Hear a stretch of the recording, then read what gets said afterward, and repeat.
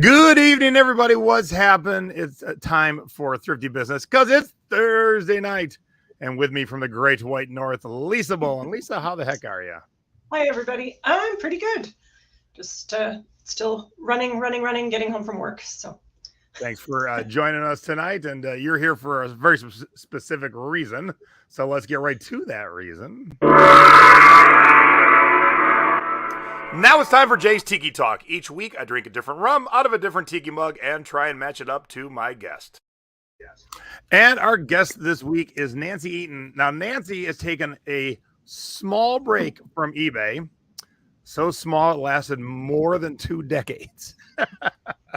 And so I thought Lisa would be great because even though you were there 2 decades ago, Nancy, it's a whole new world. It is a new world. And so Lisa was saying, well, I took a break for 53 years. So, so Lisa's brand, if you don't know, Lisa's brand new to selling on eBay. Lisa's mainly in Etsy and she lives in Canada. So a Kijiji girl, and just got her first couple of sales on eBay. Yay.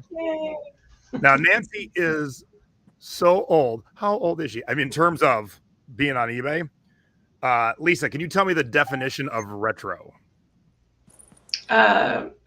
Made to look vintage.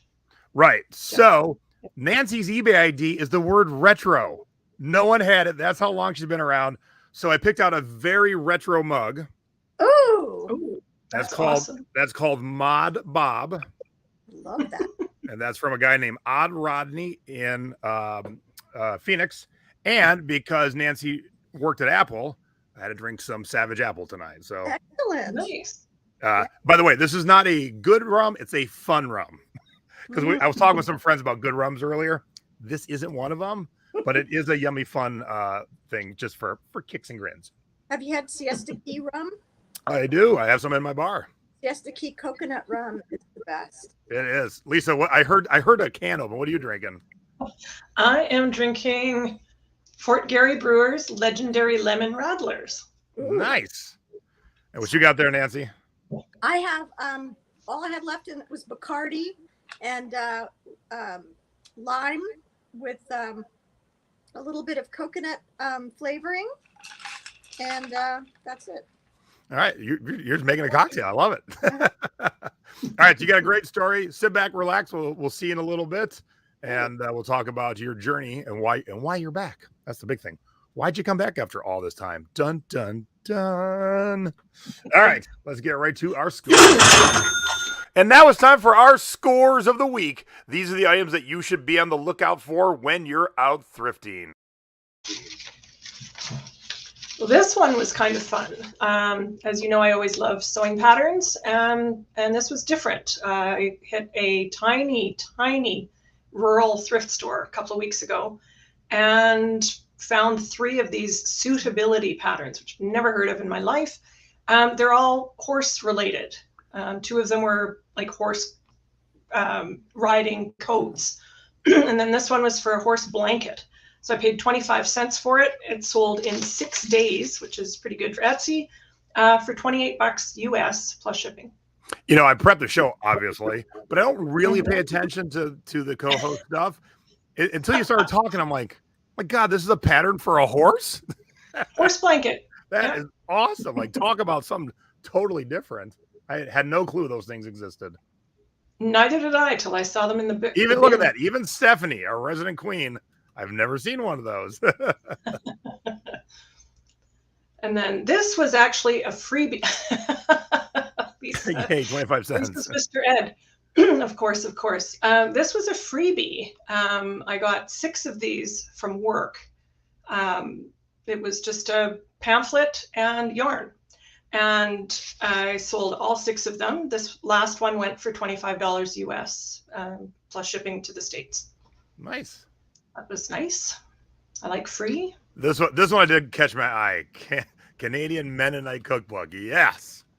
I have sold, I think, 6 of these so far, different editions. I grab any Mennonite cookbook that I find because they always sell. And yeah, this one sold relatively quickly. I paid less than $1 for it, sold for 35 US.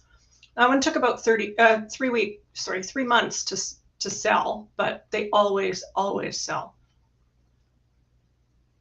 And this one I found in my profit pile, along with a whole bunch of these folding accordion postcard things.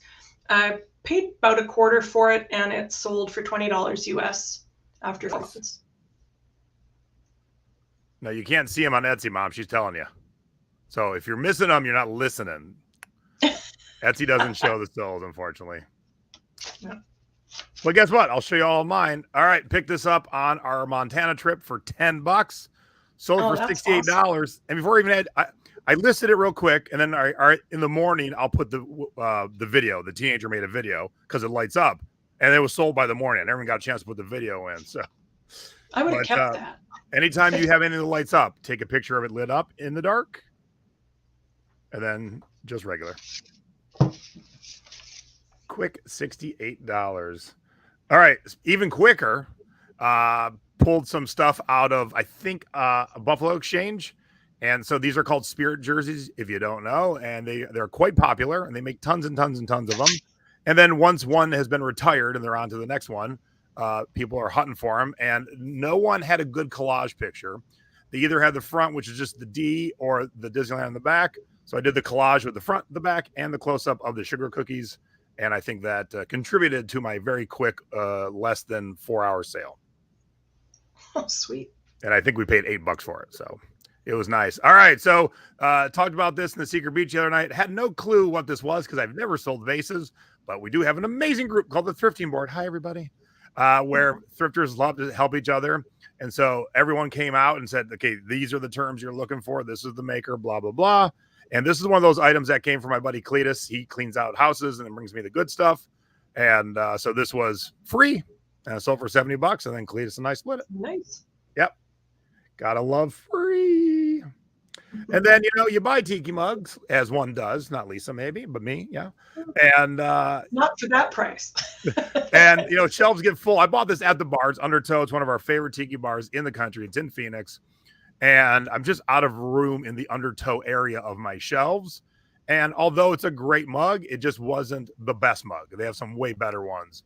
And so I sold it. I think I paid $125 for it, and I took it the best offer of $225. So, made about $80. So I bought a mug that I thought I'd keep, and then I didn't like it, so I made $80. What the hey,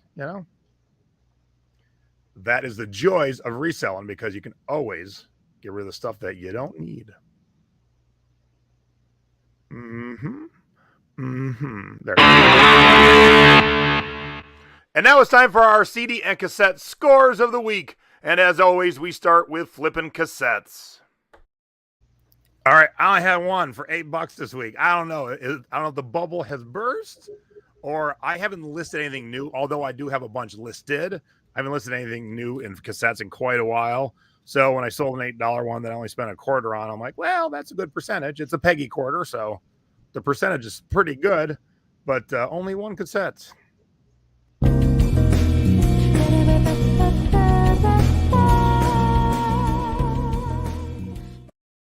Oh, hey, what's this? I sold a record. Not online, mind you. I picked this up at a garage sale for $1 and sold it in about 5 days in my booth at the Antique Mall for $15. Well done. I was so excited to get this, and Debbie made me work for it because I'm like, is it a record or is it a CD? I probably didn't tell her that it was an LP. Yes, I wasn't sure where exactly to put it. All right. Now, I know, Lisa, I know you well enough to know that Art of Anarchy is your favorite band. Who told you? I can see it. I can see it. So here's the one thing that every single seller missed. That red sticker says the people in the band, and the lead singer is Scott Weiland. You know who Scott Weiland was? The name rings a bell, but is some grunge band? I don't know. He was lead singer of Stone Temple Pilots. Okay, yes. Long since deceased, but he's a big name. Not one other seller put that in their title.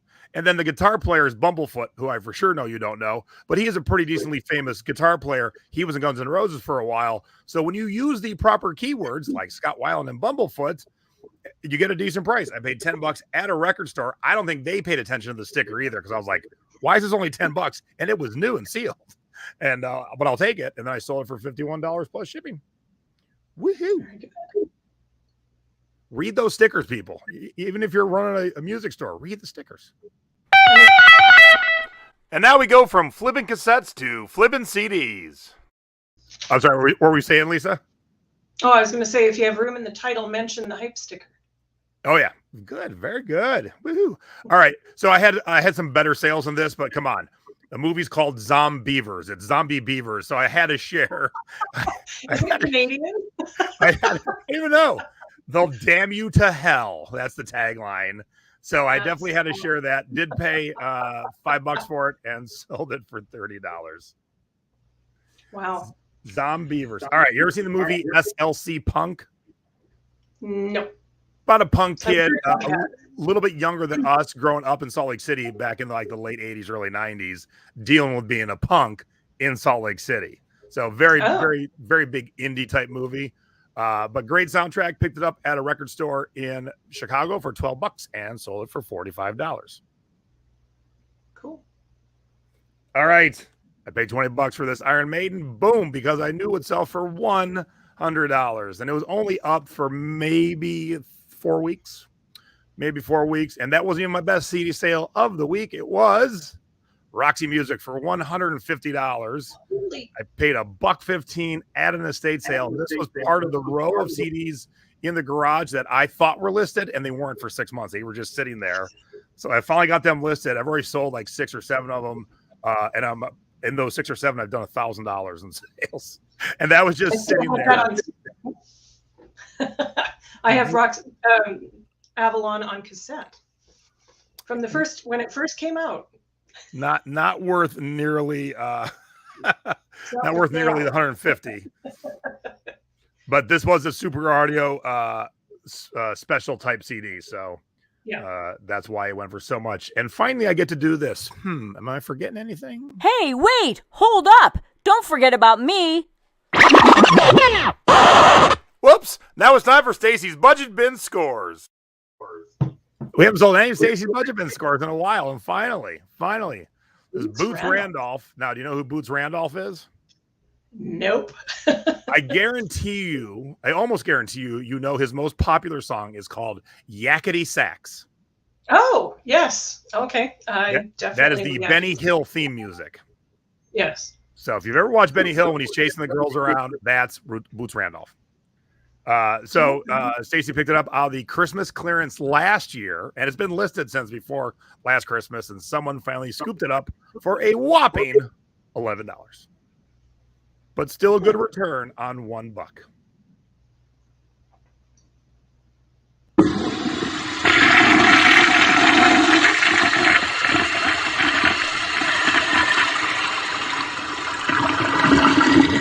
And now it's time for our duds of the week. Do not let our mistakes be yours. Well, this one is, I guess it's a dud, but I bought a huge box of more than 30 vintage Vogue knitting magazines, at an auction, and I paid $1 because nobody wanted it. I have sold 30 of them so far for $590 US. Woo!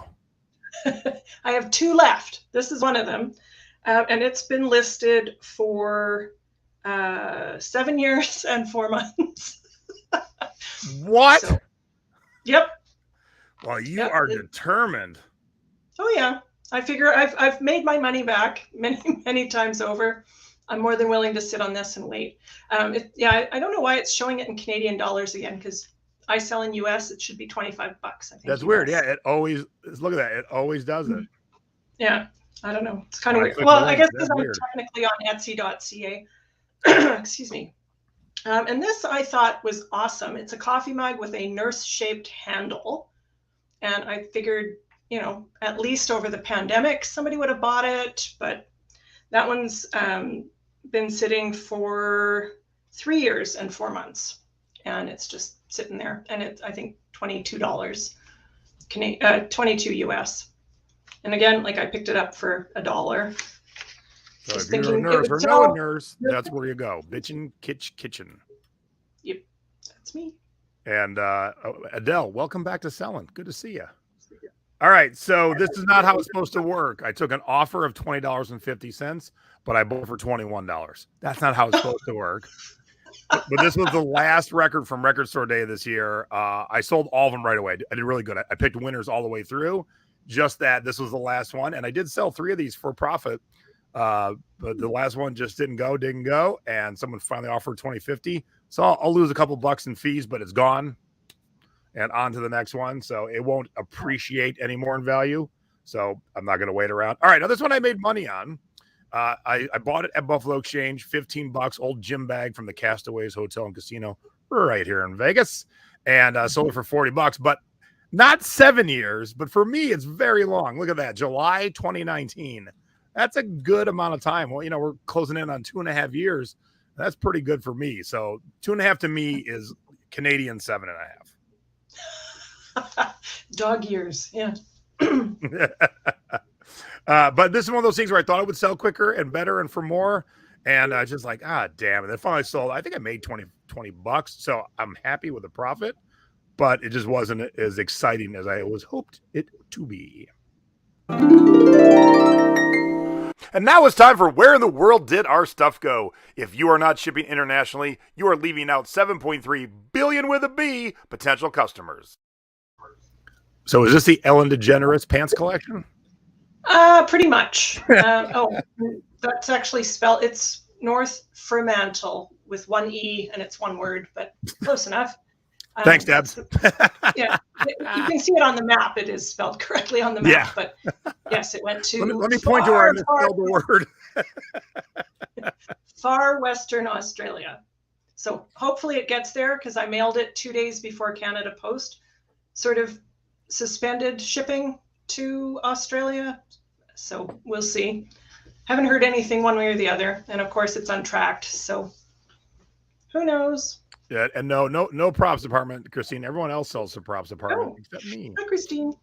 Okay, so Basic Ready Mix Concrete is a company out of Northwest Georgia, and someone in Gillingham, England needed that hat. Like, think about where things end up. Like pants Gillingham. are pants. Did I mispronounce it? Gillingham. Okay. I mean, what I want to know, like, okay, what did you need a concrete hat from Georgia for? I'm tickled. I'm tickled. And it was like $25 plus shipping. So this is the reason we do this segment, because you never know where people need stuff like this. It's crazy. You would think that would be sold to someone from Georgia or in Georgia. Nope. Heading out to the suburbs of London. Weird. Yeah, you never know where stuff's going to end up, and that's the fun part of this. And now it's time for You Have Got to Be Shipping Me. What to do and what not to do when it comes to shipping. Yes, these are handy drink carriers. I get all my coworkers to save these for me when they go across to the coffee place in the mall. Only if they're clean. If they've got spills on them, off to the bin. But they are perfect for shipping glassware. Oh, I like it. Yeah, these are gin glasses. They fit perfectly. So you put one on the bottom, one on the top. Oops, easier said than done. With one hand, but then fill it with peanuts and pop it in your box, and you're good to go. So there it is. So it's some little stability so they don't clink together. And they do come in 2 different sizes, I've found. So these fit perfectly in here. They sort of lock in. And then they also make larger ones for bigger drinks. And those are good for things like whiskey glasses, rocks glasses, that kind of thing. But the gin ones fit perfectly in these. All right, look, I've learned a lot from all my co-hosts, but that might be one of the best tips I've ever gotten. And everyone in the chat loves it too. Yay. Yeah, that was awesome. Talk about something I've never thought of. Oh, Christine, someone say gin? All right, so I'm gonna quiz you again here. Where's that from? Does it say 33? It does. Is that a caduceus? That is a snake. Yes, right. Okay, it's a caduceus, I think. Oh, wrapped around a thermometer. So do you know what the 33 significance is? Body temperature? We want hell of a cold body. Oh, maybe in Celsius. Now, I'm sure the chat, yeah, there's Sabrina, and Elisa, and Julie. Club 33. Club 33 is the secretive club inside Disneyland for members only, where you can get drinks and dinner, and it's all fancy, and they make cool tiki mugs. So I bought this mug. This was the new tiki mug for this summer. So they went after the Indiana Jones crowd with this one, and it came with this swizzle. So when I unpacked it, I said, dear seller, you forgot the swizzle. And they replied, so sorry. Not only sent me one swizzle, sent me like 4, some Club 33 pens, some coasters, some napkins. And then, and this is the tip, yesterday we're going to pack a box, and I go, oh, this box has peanuts in it already. As I dump out the peanuts, that was still in the box. So when you get items in a box full of peanuts, dump out all the peanuts to make sure you find all your items. Whoops.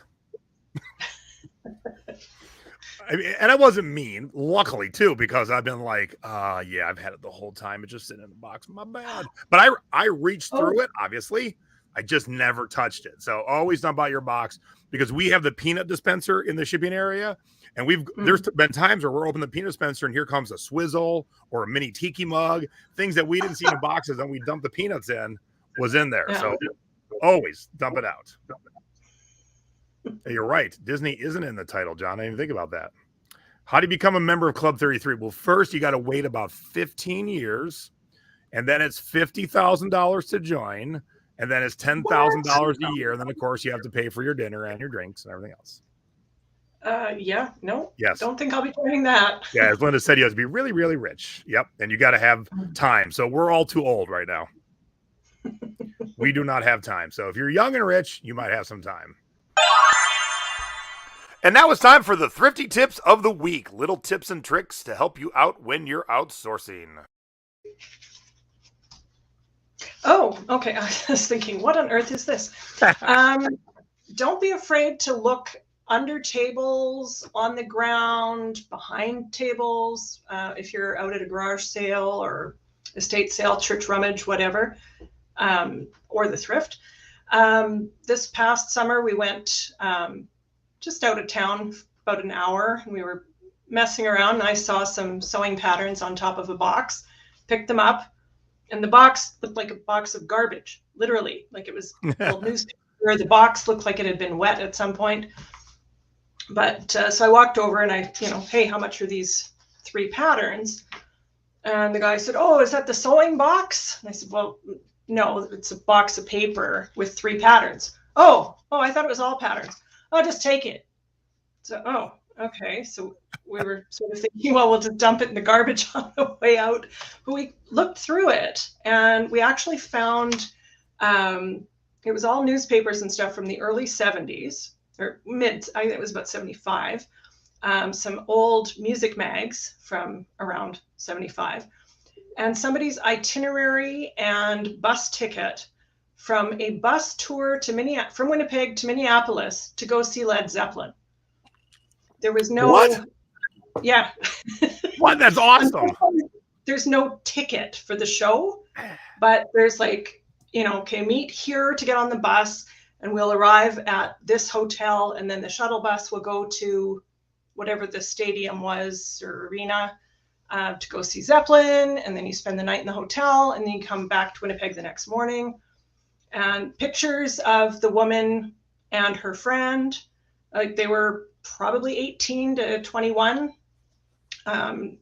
apparently drunk in their hotel room after the show. So yeah, it was super cool. Doug's still going through that box, looking at stuff. Like the papers are brittle because they've been poorly stored.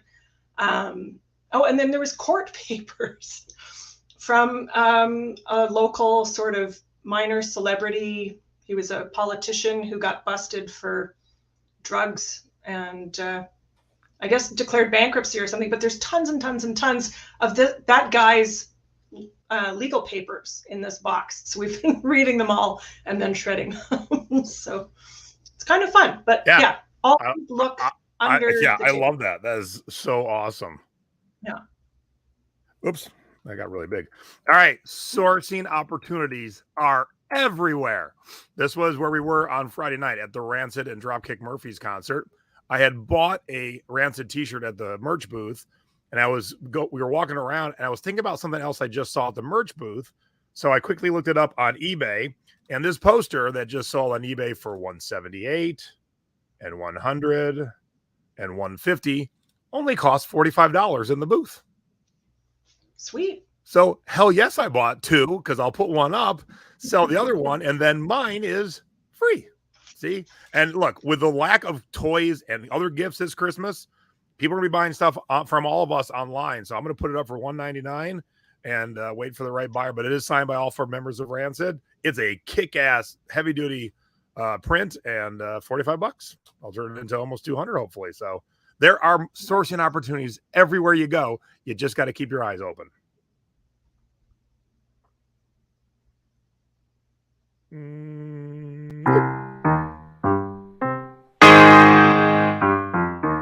And now it's time for our online selling tips of the week. It doesn't matter if you're selling on Etsy, Depop, Mercari, Poshmark, or eBay. These are little tips and tricks to help you when you're selling. This week, the Christmas trends have dropped for Etsy. There is a link on your dashboard if you have not seen it yet. It's kind of interesting. They're sort of focusing on their keyword, I guess, was meaning. People want meaning this holiday. So they want stuff that's nostalgic or personalized, unique. So if you have sort of unusual vintage stuff, or if you make stuff, you can list that. Sentimental gifts or experiences. So if you've got craft kits, baking supplies, cookware, that kind of stuff that the whole family can take part in. And then they're saying as people start to meet in person again, anything related to entertaining is going to be big this year. So get your chip and dip sets and fancy glasses and all of that kind of stuff. Get it listed now. And they also have a list of all the holidays that are coming up, starting with Diwali is in a week or two, right through to Christmas, to New Year's Eve. So there's all kinds of stuff coming up. Nice. Get it listed. All right. Do you know Tool? I know of Tool and the lead singer, but that's about it. All right. So the cool thing about this CD is the cover's lenticular. And so that center thing kind of moves in and out. The eyes all move. And then also, and I forgot to tell Teenager to take this, when you take the CD off, the tray is lenticular too. And it's the map of the U.S. And so when you turn it, California disappears. like the big earthquake came. And so if you broke your case, if your case got cracked, scuffed over the years, because this came out in 96, people have, you don't have lenticular cases laying around. They put a fresh case on, and it's not the CD has sold millions and millions, but I asked for a price that was higher than everybody else's because I was really profiling that it had the lenticular cover and the tray, and it was only up for 3 days. So I asked for more money than everyone else did. I had a good picture, and I should have had her do a video showing it, and I would next time. But this is I used $15. That should not be. But you just got to let everyone know the attributes to your item. So make sure that you don't have a title that just says Tool CD and that's it. Because you know how many Tiki mugs that I've seen that just say Tiki mug and nothing else? Or that's where I find good deals. What say, Elise? They don't say mug like that one you bought or you missed the other day that just said Tiki. Yep. I hate when I miss really awesome things. All right, finally, someone has one of these.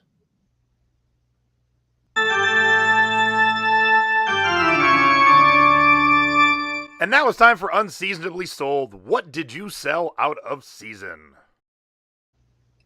This is a super funky summer jumpsuit. Although the middle one has sleeves, but they're sort of gauzy sleeves so they wouldn't be terribly warm in the winter. But I thought that was super cute. So I don't know whether it was supposed to be for a Halloween costume or what, but I certainly wouldn't wear that in a Winnipeg winter. That's No, for sure. yeah, for sure. Although I've not been to Winnipeg, I get it. I get it that you're not going to be wearing gauzy sleeves out in Winnipeg. Sometimes they're funny, sometimes they're angry, and sometimes they're just plain weird. Now it's time for the feedback of the week. This one made me smile when I read it. Yeah, this one sold really quick, and she messaged me when she received it because Etsy doesn't always allow you to leave feedback right away because it's coming from another country. So yeah, she messaged me and she said, "Oh my God, it's perfect. I'll leave feedback as soon as I can." And then she messaged me a couple of days later and she said, "Etsy's not letting me leave feedback. Something's going wrong. I keep getting an error. I'll keep trying." And she did. And then she, after about 2 weeks after she received it, she was able to leave feedback. And so she loved it. So that sort of made my week. Oh, yeah. Now, this one made mine. Great buying experience. Sellers quick to respond to any and all communications. So he bought a mainly orange Megadeth book on eBay. Teenager had a brain fart and pulled the blue Megadeth book from the Amazon shelf. And so when he got it, he goes, "This is not what I ordered." And so right away I said, "I'm so sorry. I'm going to get the correct one out tomorrow. And then if you wouldn't mind, I will put a self-addressed envelope back to me, pop it back in the mail." And so he did that. And as soon as he got the new one, he was like, "Oh man, you're awesome." So here was a mistake. Great. And we know how some buyers take mistakes as we've ruined their lives. But he was cool, and he left me a glowing feedback because I didn't hesitate to help him. I got right on it. I realized what had happened. We had teenager and I had a little bit of a talk. I go, "This one's blue, this one's orange. This one's eBay, this one was on Amazon. Okay, come on now. Stop thinking about your boyfriend. Pay attention to the Megadeth." That's her new motto. Don't think about your boyfriend. Think about Megadeth. All right. And that's it. So we'll do a little housekeeping and then we'll get our guest in here. Beachcombers, you haven't watched this month's surf report. I just did it. And it was one of the better ones for me because I saw people's light bulbs going off in their heads across the world because I showed some research things that a lot of people hadn't seen yet. So check that out. And we have the next one on Monday. I forgot to do the graphic. Michael Freed is going to be doing stamps, and I will have that up this weekend. The kind you do in scrapbooking, not the kind rubber you put, rubber stamps, not rolls of forever stamps. All right, this week. Okay, this post is going to go up tonight for Mom and I show, or tomorrow morning at the latest. What's your complaint about the new seller update? We don't usually allow pissing and moaning in the thrifting board, but the powers that be at eBay really screwed up a lot of sellers, but sellers only in specific places, jewelry, dolls, I think postcards, things I don't deal with too much. So it hasn't really affected me, but if it has affected you and you want to say something, pop it in there. And we have a special guest. My mom doesn't even know who the special guest is. So we have a special guest coming up on Sunday. So that'll be our normal time, 7 o'clock East Coast, 4 o'clock on the West Coast. And then next week, my buddy Sean just opened a record store in the last 8 months in the middle of a worldwide pandemic. What crazy man opens up a record store while people are like, "I don't want to go out." So we're going to talk about that, but also Sean and I are going to LA on Saturday to go to a garage sale of a famous DJ who's selling a lot of his music. And so we should hopefully have some fun stories for next week. Now, it is a special day. It is Wednesday night, October 27th, same time, 8 p.m. East Coast, 5 p.m. West Coast. It's not on Thursday because for the first time in 2 years, Stacey and I are flying home to see our parents. Nice. So we are jetting home for a quick weekend so we can hug all of our parents and tell them we love them in person. So we have to do Thrifty Business on Wednesday. So it should be quite interesting. Sean lives in the Palm Springs area, so he opened up a store out there, and we'll talk about that. All right, something totally new, and let me pop the link into the chat. I am part of a thing called the Reseller Summit. It's going to happen November 2nd through the 5th. It is a free event. I have a direct link that is down. If you're watching this after it's live, it's down here in the chat. There's the link right now. So get on over there and sign up. There is a whole slew of resellers, and I definitely want to hear the story from the guy in the hustle shirt. Because when you only have one arm and you're ballsy enough to wear a hustle shirt, that should make every other one of us say, we got to hustle a little harder. Oh, and he doesn't have legs either. Yep, just one arm. Just one an arm. So, and it's going to be all aspects of your business. I'm talking about the sourcing dead media. Other people are talking about, accounting and keeping track of your inventory. So it's the whole kit and caboodle. The Reseller Summit. I did the live one in person in Kansas a few years ago. Had a blast doing it. 20 plus veteran resellers and business experts help you grow your business and your reselling income. It is free to watch. There is a paid component. So if you decide that you want to pay for to keep the downloads and some other stuff, that's what that link is for. So check it out. It's already been pre-recorded, but what I understand, I will be in the chat. Well, I know it's pre-recorded because I had it pre-recorded, but I will be in the chat for Q&A like when mine is live. So they'll have the whole itinerary, and then I'll be sitting there waiting to answer. Yes, it is virtual. It is wherever you are at, Adele. So everyone can sit in their pajamas, their underwear, their sheer sleeved jumpsuits, and watch the Reseller Summit. All right, so get signed up. I'll pop the link in again. The link is down below. And then starting tonight or tomorrow, I will have posts all over my social medias. So please sign up. They just started promoting. They already have 1,000 signups already. So it's going to be a pretty awesome event. So you do not want to miss that. All right, let's get our guest in here, shall we? And now it's time for the Thrifty Business special guest of the week. Oh, yeah, I failed that one miserably. Man, I did it so good last week. What happened? Like, that was the worst one ever. So bad, I'm going to do it again. And now it's time for the Thrifty Business special guest of the week. Okay, much better. Hey, Nancy, how the heck are you? Hey, how are you? I was like, man, that was just all thumbs. That was all thumbs. All right, so look, we're going to be talking all over the place, but I just want to point out again for those of you who weren't here right at the top, Nancy's eBay ID is the word retro.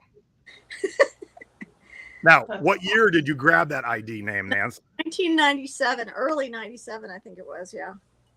No one by the time Nancy thought of it had thought I should be just called retro. Just easy. One word. Everyone can remember it. Everyone can spell it. Yeah, somebody told me at a flea market, they said, oh, you have to find out about this place called eBay. You know, I have to take a look at it and see. You should join it up. So I did, and it was really new at the time. You know, hardly anybody was on it, and it was so much. Now, I mean, just super easy. There weren't as many people, obviously, as were on it, but it was much easier to sell things than it is now. There weren't as many rules and things like that. So, oh, that's true. Mostly back then, though, I was buying on eBay. I wasn't really selling until a couple of years later when I moved to Florida. And then I started selling things, buying and selling. But I had been collecting things, jewelry and clothes mostly since right around 1980. And in the early 90s, I was in an antique mall in Redwood City, California. So I had experience in buying and selling, but not online. And online was new back then too, because not that many people had cameras. You know, if you took a picture of something, if you had a digital camera, that was a big deal. They were expensive, and you had to optimize the image to get it to even put it up on eBay, because you know if it was too big, it wouldn't post. So there were all those kinds of things that happened back then. So Lisa, when did you join eBay? When did I join eBay? Probably around 2000. But you didn't start selling until 2 weeks ago. Listed my first thing, 2 or 3 months ago, I guess. That I did a couple of auctions that didn't sell, and then listed a mug and sold it, and then she bought another one. So, was there a reason why you went to eBay from Etsy? I know you're still on Etsy, but I had a bunch of stuff that's not old enough to sell on Etsy. Etsy, it's 20 years and older. So, or craft supplies, excuse me, or stuff that you've made yourself. And I don't make things. So newer stuff I've just been selling on Poshmark or Kijiji, Facebook. And a certain somebody has been after me for a while to get off my butt and list on eBay. So I finally gave it a try, and yeah, it's so far so good, I guess. I haven't got paid yet, but whatever. So Well, it's because you got to prove that you're legit and not run away. Oh, I know. Yeah, I don't mind. I mean, I'm into the 2 mugs for about 50 cents for the pair. So 2 Peggy quarters. 2 Peggy quarters. Yeah. All right. So Nancy, so you were on and you sold some at the beginning. You did some shopping. Where you been for 21 years? Because that's a heck of a crazy time to be gone. Crazy. Well, I moved to Florida in 1997 after my father died, and I moved here to take care of my mom. And when I first moved here, I had been working for Apple, and I was a contract employee, and I was writing for them. And Steve Jobs just came back, so he started taking a lot of the writing in house for things that were coming out because he didn't want leaks happening. So it kind of trained the ability for freelancers like me to be writing about upcoming products. So I had a little bit of a time when I didn't write for them. So I had to figure out a way to make some money. So I was buying and selling here. And I was very successful. I mean, I sold like virtually everything that I bought down here and did very well because there was just a treasure trove of available stuff here. Because, you know, Florida is the land of the nearly dead, recently dead. So, you know, you could go to flea markets and you could go to antique stores and you could go to yard sales and you could really do well. So, so I had a lot of fun. I used to take my mom around with me because she was feeling better, and it was really fun because she'd say, "Why do you want to get that? What's there?" And then I'd put it up there and I'd sell it for like some, you know, really big profit. And she's like, "Whoa!" So pretty soon she learned to trust me, you know. And she, you know, I'd say, "Trust me, Mom," and she'd like, "Finally, yes, I learned to trust you." And I think that was one of the things I wrote about was one of my best sales was we went into this one little shop and there was this little pot metal statuette of these 3 little lions, and there was a family of lions, mother, father, and a little baby, and they were all dressed up in formal clothing, and it was from the 30s, and it was just really cute. And I looked at it and it said MGM and 1934, I believe it was, some sort of meeting. And so I recognized probably something they gave away, Metro Goldwyn Mayer movies gave away to people who attended a meeting at their, you know, at their headquarters. So it was he wanted $30 for it. So I paid that. And my mother's like, "Why are you wearing it? Why are you buying that?" And I sold it for $650. And Wow. That's why you wanted it. so that was my big, so that was one of my big scores back then. And it surprised me too, because I didn't think it was going to go for much, but I just thought it was just the cutest thing. I wish I still had a picture of it, but I don't, you know, all that stuff's gone. But anyway, so, and back then it just was, I tried to buy and ship things that were pretty easy to ship, but I did ship pottery and things like that because shipping was cheaper. So then, you know, then my work from Apple picked up, and, you know, Apple writing work was very good. And then I started buying houses and fixing them up and renting them out and, you know, doing like vacation rental stuff. So I did that. So I bought a lot on eBay, but I didn't sell anything. So now I have a house full of stuff, garages full of stuff, a storeroom full of stuff. And I need to sell. I published a magazine, a web magazine back in the 90s too, that was called Retro. And it was all about 20th century popular culture from 1900 to about 1975, right around there. It's when I pretty much did the cutoff. And so I bought a lot of ephemera, and I would write stories about things like World's Fairs. You know, I was interested in the World's Fair postcard that you had sold, you know, that was World's Fairs. I wrote about Coney Island, which I really thought was fascinating, Luna Park and places like that, and, you know, that didn't exist anymore. There was a guy who dug this tunnel in Fresno, California, and he lived underground. There was a brochure called The Mole Man of Fresno. And if you look that up, it still exists. And his name was Baldassare Fordycier. And there's an interesting story about him. And it's in Fresno. You can go and tour these gardens. But it was offbeat popular culture. I didn't write about like Marilyn Monroe and James Dean and stuff that everybody knew about. I tried to find like offbeat, weird stuff. So it did very well. It was on, it was featured on MSNBC's Site of the Week. It was on CNN Headline News. And I mean, I got a lot of attention, and I was doing it in my dining room. You know, it was pretty amazing. But it wasn't making any money because there was a bad market for advertising back then. The way they sold advertisements, it was not targeted like it is now. And there was no micro transactions and stuff like that. So you couldn't really sell anything.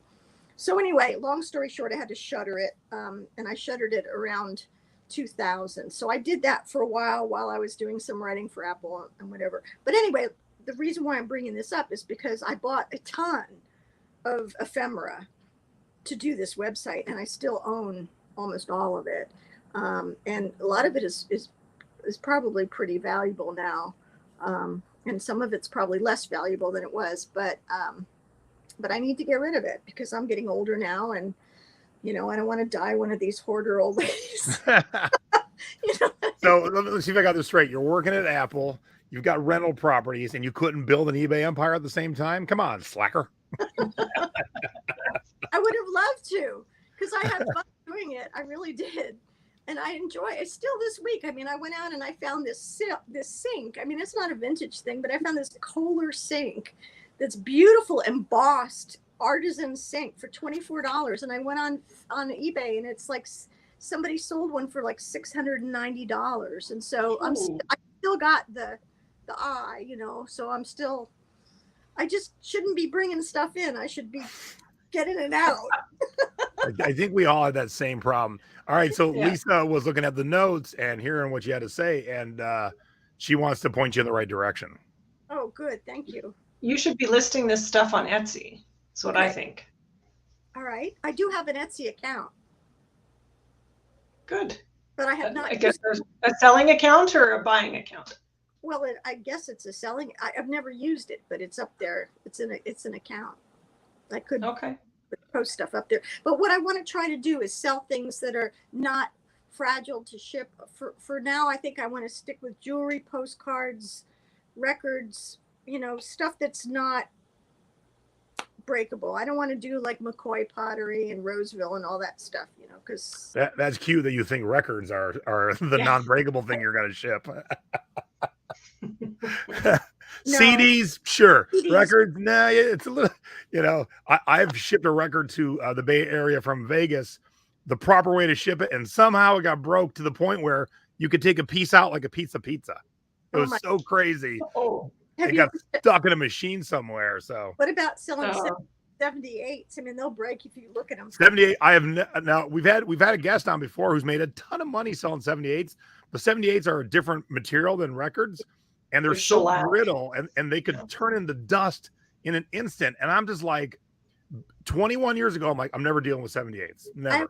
I have hundreds of them, and I have a 78 player, a Victrola. Holy shit.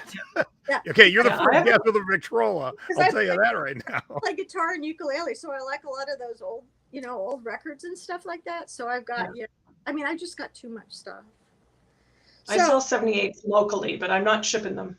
See, that's the thing. I'm just, Facebook Marketplace has been a pretty good place for me to sell breakables locally, things that I don't want to ship. So I think that's probably the good strategy is for me to sell the stuff that's not going to break. And I was intrigued by you, Lisa, selling the patterns, because I did that too. Now I wanted to ask you, do you have to go and open those up and make sure all the pieces are there? Because that's always been my concern about selling patterns. Most of the ones that I'm selling right now are uncut. They've never been chopped up. So they're easier to list. I don't have to count pieces, but I do. Actually, I think the jumpsuit, was cut. And those ones, if I have one that's worth it, if it's worth my time, then I do count the pieces. I know a lot of people just post or list them unchecked, and if there's a problem, then they refund. But it's sort of up to you. I just write out, I'll take out the instructions. If it says there's 20 pieces, take a piece of paper, I write out 1 to 20, and as I pull them out of the package, I cross them off. And if they're all there, I write complete and the number, go on to the next one. And or, missing front facing or whatever. In order to price them, do you look at solds, or because it looks like you guys seem to price things and then you price them and it's okay if they don't sell for a while. You don't keep like lowering. 7.5 years. Yeah, no, I actually increase my prices. I almost never lower my prices on Etsy. That's interesting because, like with for instance, the vacation rental market, you know, the closer it comes to the date, you're supposed to make the price go down. So it's a different strategy to sell. Yes. Because Etsy charges 20 cents per listing for 4 months. So I figure if it's been listed for 5 renewals, that's cost me $1. So quite often I'll raise the price by $1, and quite often it'll sell. But for some reason, that knitting magazine has not sold yet. Yeah, but honey, you could drop the price on that. I mean, because I could, but just out of principle, I'm not going to. It's 1966, and it's fabulous. And I have 2 left out of the box of 32. So your guns. I think that's a great strategy. All right, so Nancy, you sold one thing since you've been back. Unfortunately, they didn't pay, so that's a.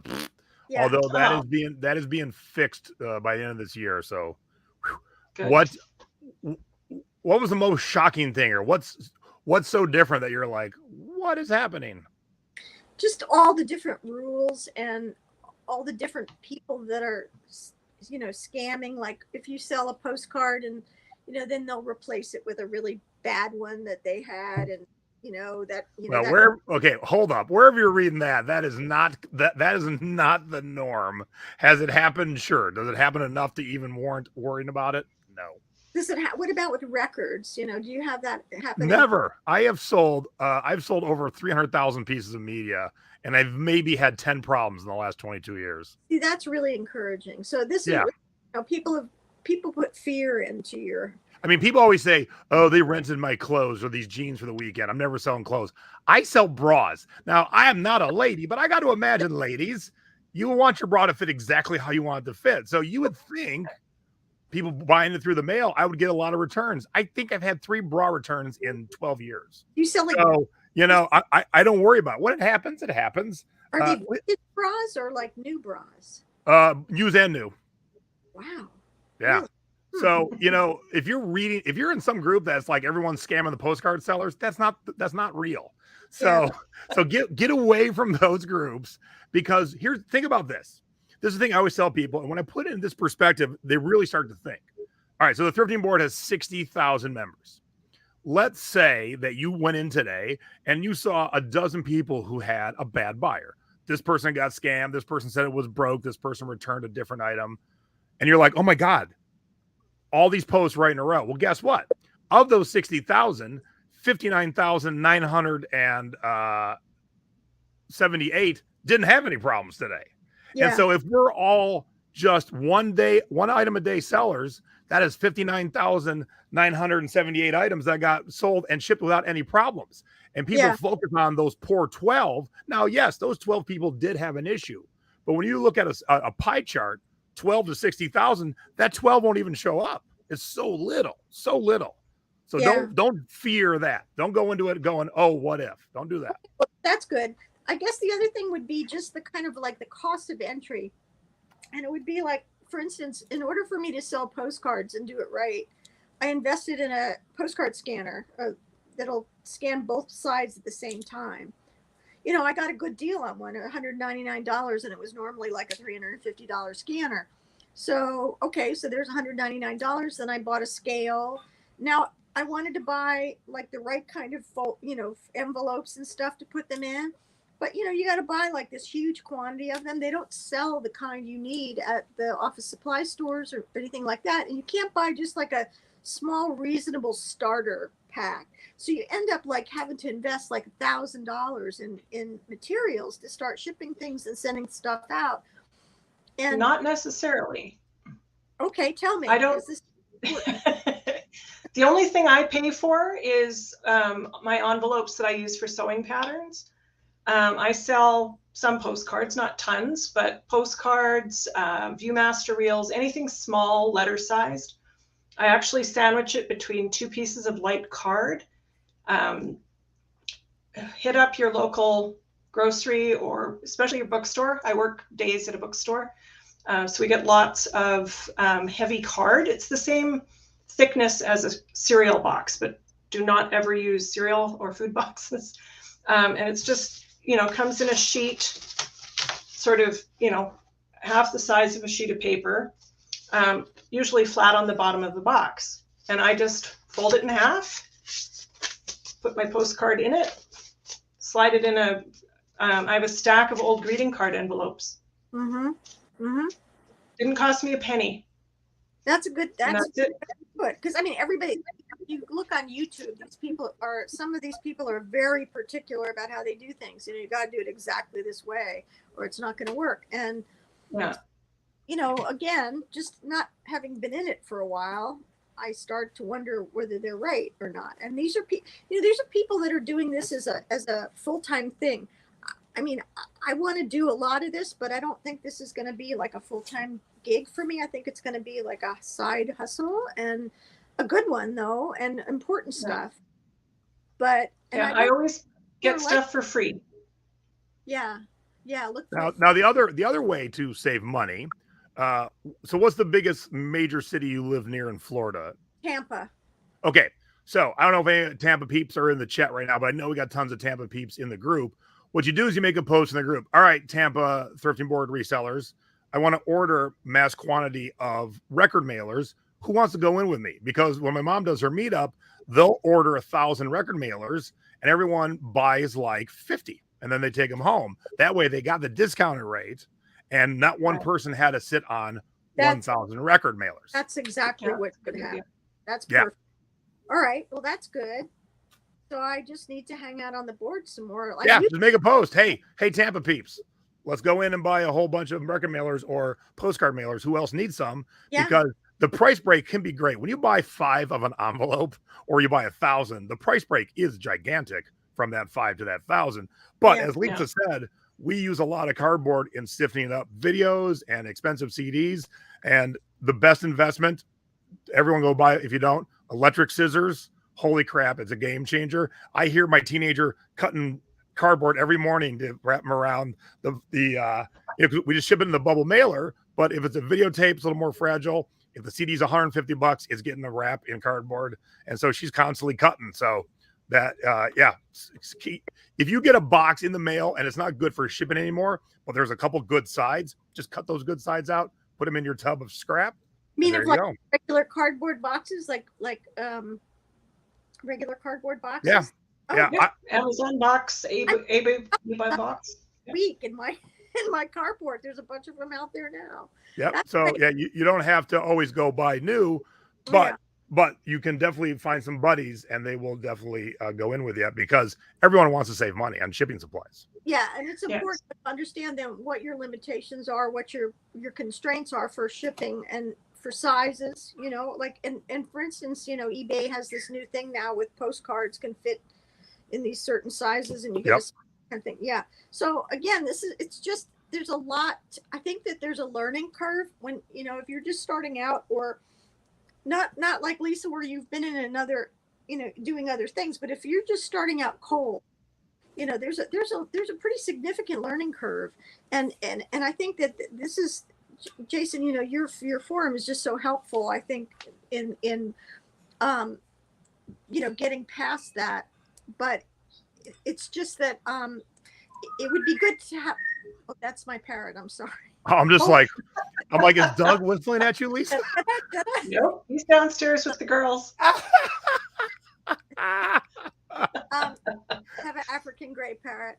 So That was awesome. yeah, I know he's wanting attention, but yeah, hopefully the cats won't show up here soon. But anyway, trying to figure out like how to find this information when you need it. Like, it would be really great to have this thing, like how to ship a CD, without having to like really work hard to search to find it. Where to get the materials to do it, how to do it. So, that would be, I think that would be helpful, because not everybody can be in here all the time and every week. I have to invest an awful lot of time into my rentals, which is, that's my key way of income right now. So what I think you should do is, because you deal with your rentals, and you want to get back in this, and you got a lot of stuff already, and it sounds like good stuff. You got to hire some neighbor or local teenager to just come take the pictures, because that's the bulk of the work. Once you got those pictures done, you can just sit on your couch and watch Dancing with the Stars and list. But the pictures is the bulk of the time. It really takes a long time when you're doing pictures. I've got the iPhone. I do all the pictures for my rentals and everything. And then having that scanner, I mean, I have a lot of photographs, and I've got a bunch of vintage greeting cards too. So all of those are going to be really good for that automatic scanner it's not here yet. I just ordered it a few days ago. So that would be pretty good. And you got to get your feet wet. You got one thing listed, you had one thing sold, it didn't get paid for, so you got to relist that. But shoot for get 10 things up a week. Yes. Just to get going. And then once it starts selling, you're gonna be like, oh yeah, all right, we're gonna 10 more up, and then we're gonna scan some more postcards, and then we're gonna call Lisa and say, what's this Etsy thing again? Let's do this. Today we talked a little bit about Christmas CDs, and I went in and I found, I could not believe how many Christmas CDs I had, but I had this one like box of ones that were like pretty okay. So I was thinking, all right, well, that would be a good place to start too, right? Yeah, perfect timing. Yeah. So yeah. So we're going to talk about the CDs in a second, but Linda wants to know, do you manage the rentals yourself? I do well, I only do 2. I used to have as many as 5 places, and that was just like a lot. But I've been downsizing. So I have 2, and one of them I rent out annually right now. But that's going to change at the end of March. But I have a 1-bedroom, 1-bath, a 1920s historic cottage, and it's all done in old Florida style. It's really cute. You would really like it, Jason, because it's when we go to the Keys, we love that whole vintage Florida vibe. Well, the one next door you'd really like, because it's a 50s place, and I have all kinds of tiki stuff in it. And I've got like the little tiki. I'm on my way. Okay, Lisa, you finish the show. I gotta catch a plane. And we have a really great tiki bar in Sarasota that you need to go to. Yeah, it's called the Baha'i Hut. I don't know if you. Oh yeah, I've been there. I've been there before they cleaned it up. So I was there 12 years ago, 15 years ago, and they've since cleaned it up. And it's all been restored. It's really yeah. So I got to see it when it was really just a shit dive bar, which I like too. But now I know it's cleaned up, and a lot of my friends have gone. So yeah, I definitely want to go. Now it's all right. Dive bar with good drinks, and you don't have smoking inside. And there's like a really cool motel next door that they've restored, and they have had a tiki festival there right before the pandemic. And I wish had a bunch of friends that were there. All right, so you got some of those Christmas CDs. Let's see if you got any big winners right there. I'm dying to see you pull out some $100 Christmas CD. This is like a big winner right here. Oh yeah, that's a good one. Well, funny, we were just talking about that in either the Thrifting Board or the Secret Beach or somewhere. We were just talking about it. I've sold that CD a bunch of times, and yes, that's like a $30 CD. Well, he's from Hot Tuna. Yeah, that's right, Yorma. Lisa coming through with the music trivia. All right. Yorma. Yeah, Hot Tuna, and he was one of the founders of Jefferson Airplane. But right. Yeah. Anyway, I looked this up. It's out of print, and there's only one for sale right now. It's $175. Maybe the price went up since last year. Holy shit! I know. I'm surprised, because I had this last year, and I had written like $35 on the See, that's what it was last year. So yeah, so that's a really good one. Yep, I see a 60 and a 150 brand new. A 60 used. So yeah, I mean, hell yeah. Yeah. All right. So 36 was the last one that sold, but pop yours in right underneath those other 2. Boom. I like it. What would you do? What would you put this at? Would you put it? Well, since the new one's 150 and the used one is 60 your best offer, Yeah, I do. I do $59.99. Just be a jerk. The other one that I found that was pretty good deal was this one. That one sold since that was from Hallmark store. Yeah. There's a shit ton of them, so that one would not be worth it by itself. Really? Because I did Amazon. Now, where should I look besides Amazon? Now, hold on, I'll look that one up. I looked that one up, and it looked like it was about $30. So there's 170 of them currently listed on eBay. That tells you that it's a popular one. All right, I didn't look at eBay. All right. This is one that's sealed. You just showed me. I have no idea. Candlelight Felicia Rashad. And last year it said $89. I said $89 on it, but I was probably wrong last year. Anyway, that's one that was pretty good. So, all right, I'll put that aside. Yeah, I've never seen that one. So yeah, and it's sealed. That excites me. You know this one? I don't know that one, but to me, I feel like it's going to be one of those that just has the typical 20 songs that every other grouping does. I have $24.50 on the back for it, which I all right. Right. Yes, that was a Disney CD, Leanne. It was, yes. All right. Oh wait, so this was a good one. Yeah, I've sold that one quite a few times. It's like a $20 CD. Yeah. And then this one here. I don't think I think again it's one of those ones where that's gonna be like an $8 one. That's got $52.75 on the back. I don't know. This was last year. Looking it up last year after one of your shows. So, things could have changed, but these are ones that I found today. Yeah, the only Clark Murray the couple ago. The only Clark Murray is $50 new right now. It's the only one on eBay and no solds right now. Wow. I've never seen that one. This is crazy. The Alan Lomax one. So what's your note on that from last year? I had $69.50 on it. All right, you got to get these listed. No, I know. You just showed us a couple $100. Ooh, so that's that one of one my favorites. by itself, it's like an $8 CD. If you have part one and you put them together, then you're going to get about $20. Yeah. We've got the Christmas cocktails, not for sale.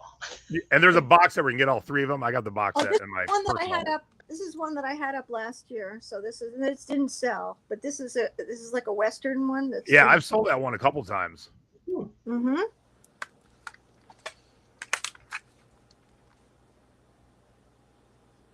I don't know that one. That is, it's another one of those candlelight processionals. Oh, and one of those, I think that sealed one was like a Disney one. Yeah, that sealed one was Disney. I can see the Walt Disney at the top of the CD. The Disney sealed one. Oh, and you had mentioned like weird Christmas being like important. What about this one? All right, so that one, unfortunately, it's one of the greatest Christmas records, but it's in the budget section nowadays. You can get it new for like $4.99. All right, what about this one?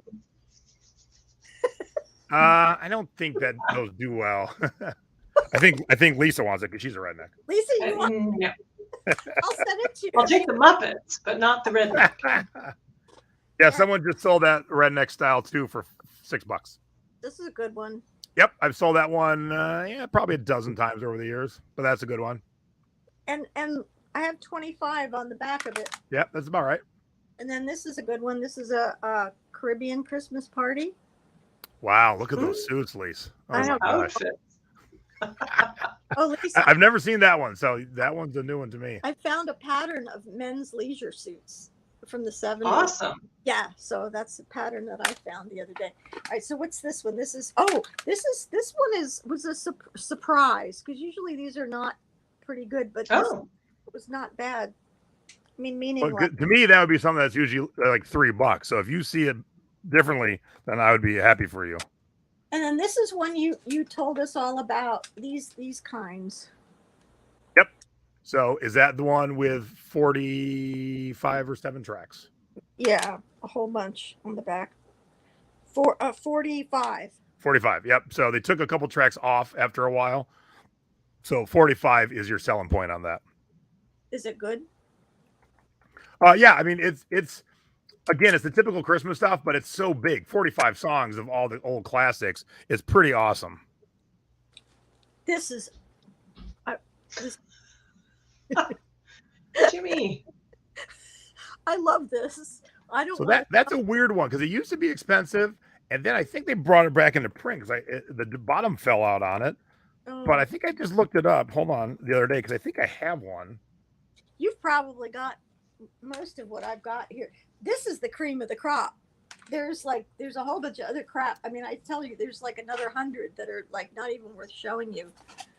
Yeah, that Jimmy's selling for $5 right now. They brought it back on CD and vinyl. Oh, that is my all-time. Oh, that's a good one. Yeah. Oh my God, Lisa and I know the same thing. This is crazy. Yeah, we own that. Yeah. Esquivel Christmas. Doug and I each had a copy. Okay. What'd you say? Now this. Doug and I each owned a copy. I know that this is Bing Crosby, but it's sealed. Ooh. That might be okay because it's sealed. Most of the Bing stuff is like a budget label, but Yeah. that Esquivel is one of the weirdest Christmas CDs you'll listen Isn't to. it? It's so so good. good. And that one, here's how that one works every Christmas. The prices are going to be, I'll tell you right now what the price is. And as you get closer to Christmas, it skyrockets. And this happens every single year. And so right now it just sold for $6, $11. You look that up again, let's say December 10th, it'll be up in like the $30 to $40 range. Oh, that's good because I had 1875 on the back. Yeah. It skyrockets right before Christmas every year because everyone runs out of them. Like everyone that needs it. Lisa has 2. She does not need one. I think we sold one already. This I could not find anywhere. This is Past Perfect, which is a remastered a company in England that used to remaster old 78s, and it's a really good thing. So I have unknown on the back, but yeah, it's I don't know what to do about that. I might as well just keep it. And then the last but not least that I have, I think I've got some other stupid stuff like Victoria's Secret Christmas. Yep. You know that. And Destiny's Child Christmas. You know, I don't think those are going to be anything, but this is David Sedaris 3 CD. Oh. Holiday on Ice. Yeah. Never seen that. So yeah, it's a 3 CD set. 6 of David Sedaris' most profound Christmas stories in one slender volume. Perfect for use as a last-minute coaster or ice scraper. But Yeah. anyway, I thought They're pretty what else? funny. Swing into there was a squirrel nut zippers one, which was pretty neat. That's another good Christmas one. So here's what you need to do. I would not pass go. I would not collect $200. I would sit down and start getting these up because you know your postcards and your patterns and your non-Christmas records, they're all fine, but you're coming into the window of Christmas. You're coming into the window of when it's going to sell for the most. So I hate for you to get to January and be like, oh, I still have a stack of Christmas CDs. I just have to figure out how to ship them. Number 0 craft bubble mailer. Okay. Number 0 craft bubble mailer. All right, I will do that. And then postage. What do you do? Does eBay have a special deal on postage for it? Yeah, it's first class. As long as you print first class anywhere online, it's all going to be the same price. Different places have better deals on Priority and UPS and stuff. But a 4 ounce, because they all weigh 4 ounces too. That's the other nice thing. Is it a 4 ounce CD is going to be it's based on distance, so it'll be anywhere from like $3 to $5. And you should charge that in addition, or should add Okay, I should clarify. That's first class. You go medium mail, it's $3. Okay. Now medium mail's slower, and so thanks to the Joy, they're slowing our first class and medium mail down. So I will make sure all my CDs go first class this holiday season, just because I want to make sure, because the average consumer won't know that the post office is slowing it down. We know because we're sellers. And eBay wants to have confirmation or something like that on the postcards now. They don't care about the CDs yet, about having. Well, no, because CDs are treated as a package. So everything you ship will have tracking. Postcards are flat. And so most postcard sellers would just throw a stamp or 2 on it and send it away. Wouldn't have any tracking. Then they create the whole, I've never done it yet, but the whole kit and caboodle for the letter rate with the packaging or with the tracking. So yeah, CDs, first class, medium mail, they'll automatically come with tracking. Okay, and the rest of the ones that I have here that are not worth really much of anything, $5 or less, should I sell them as lots? You could, or since you're using Facebook Marketplace, you could put it up there. You know, big box of Christmas CDs, $50 for the lesser ones. Okay, all right, that makes sense. This is good. Thanks, Brian. Media mail, $3.19, and that doesn't matter distance. So if you charge $3.99, put it up media mail. You put 60 cents in your pocket after your cost of your mailer, and then you're good, and no one complains. Okay, that sounds like it makes sense. Okay, yeah. Well, that's my marching orders. I will do and then that's good, because like doing sewing patterns, like Lisa and Stephanie and everyone else will attest to, for the most part, they're all the same size, shape, and weight. And so once you really know how to do one, of course, there's CD box sets, but 95% are 4 ounces, and that's it. They're all the same square. I mean, look at all these sitting right here. There's 2 box sets in there, and the rest are just 4 ounces and square. I've got a lot of box sets too. When I was doing my web magazine, I was on these lists of companies that would send me CDs free.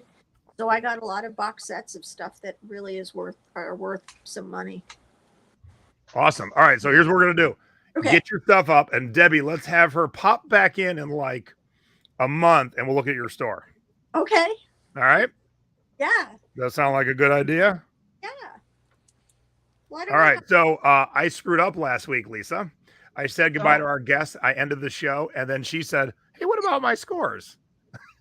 So since Nancy doesn't have any scores, we're going to do Elisa's scores from last week, since I blew it and forgot. Whoops. So apologies to Lisa, but here we go. We're going to do her. All right. Misa thinks this is the worst character in Star Wars ever, but Elisa paid $5 and sold it for $40. Wow. So nice return. Look, even hated characters have fans. So don't ever look at any product of a TV show, a movie, or a book and like, oh, everyone hates that person or that character. Someone still likes them. There's always someone that likes them. They could rob. I have a coworker that loves Jar Jar. See? Yeah. Chucky on Blu-ray, she paid $1 for the sealed box set. Wow. That's pretty much Peggy territory almost. And this Funko Pop, who I know one piece, it's an anime thing, only from selling the soundtracks. I don't know anything else about it. But she paid about $5 to $8 in a major bulk purchase. Huh. And lastly, my mouse will come back to me. Thank you. How about that lamp? Ooh. She paid $25 on Facebook Marketplace, threw it up on eBay, $175. Damn. I wouldn't want to ship that. Yeah, Lisa, was that fun shipping that? All right, so there was Elisa scores. Sorry about that. We had so much fun with Elisa that we ended the show, and I went, "Oh, what? What? I never got to the scores." All right, so yes, let's get you rocking and rolling, Nancy. Let's get you. Whoops. Oh wait, that's new. Mm-hmm. There's a new option, but it's not doing anything. Oh, look at that! Look at that brand newness. Wow. I just noticed. I'm like, oh, I have a new option. What's it do? Okay, that's interesting. It makes me rethink some things. Huh. All right. Cool. Yeah. So let's get your stuff in your store, Nancy, and let's take a look at it in about a month, because you want to have those Christmas things up right now, and they're easy. Once it gets, the first couple will feel hard and weird and foreign, and like you have 3 left hands. But then once you get rolling, you just keep sell similar, and you're just cruising through it. All right, and I might take Lisa's advice and start up put a couple things on Etsy to get rolling too. Heck yeah. Yeah. And then feel free to drop me a note. If you're putting a CD up and you got a question about any music, drop me a note. I'll be happy to answer. Okay, sounds good. Thank you so much. Oh, you're very welcome. I'm always excited for everyone's journey. I'm very touched and honored to be part of everyone's journey. Those of you here on the show with me, and then those of you live watching, those of you after the fact, everyone on the Thrifting Board in the Secret Beach. I'm always excited to be part of your journey. And I love when people get beyond me. Like one of my assistants makes products in China now and does 7 figures a year in sales. I'll never do that. But I love it. I love someone who knew nothing, came to me, then went off and tries to rule the world. I love it. It makes me excited. So, anything exciting going on this weekend for you, Lisa? Lisa. I'm Lisa. Yeah. No. Oh, actually, no. Sorry, I take that back. One of my mother's old neighbors is moving into a condo, and so she's invited us to come picking on Saturday morning. Ooh. And giving away all her vinyl and CDs. So who knows? Who knows what she's got? But I'll be right over. Yeah. So we're. Let's hope it's we not will be there with Ray Conniff and Montavani. Yeah, along with Mitch Miller, you know. I think she's closer to my age than my mother's, so I'm hoping that it's something usable. But I mean, we don't have to take it if we don't want it, so that's good. So. All right. Well, I'll be in line at 9:30 for a 12 o'clock garage sale on Saturday, and so we should have hopefully good stories to share next week. Don't forget, next week's on Wednesday, and one last link there. Don't forget that sign up for the Reseller Summit. It is November 2nd through the 5th. It's all pre-recorded. It's a free event. There are some paid components if you are inclined, but it is a free event. And just follow the link. And the link, if you're watching after the fact, the link is right down here somewhere. So get that. Oh, let's try this on this one because this would work. Oh, look how nice this looks. Look how nice. Perfect. Yeah, I'm gonna have to have Nadine redo some of this art now because I like this. I like this down below here. It's kind of neat. All right, who's the DJ? Well, I'm not telling you. I'll tell you on Saturday. Because, you know, I pretty much share everything. This one I'm keeping close to the vest. If you don't know the sale's happening, I'm not telling you. Because I want all the good stuff. So I'll tell you after I've left. Because it's happening on Sunday, too, and I'm not going to be there on Sunday. So I will let you know after I've left on Saturday if you should go on Sunday. But the cool thing is he's usually there, the famous DJ, and he'll sign his stuff, and then that kicks up the price of his stuff. So it's a fun event. All right, everybody. Thank you very much for tuning in. Don't forget, Mom and I will be on Sunday. Next Wednesday, my wife reminded me we have a musical. I know, honey, it's going to be a busy day because we got to catch a plane the next day. So is it the same DJ from eBay 25th? No, that person's collection ain't worth shit. And with that, I'll say, have a good evening, everybody. Bye. Thanks, Nancy. Thanks, Lisa. Thanks for having me. Happy thrifting, everybody.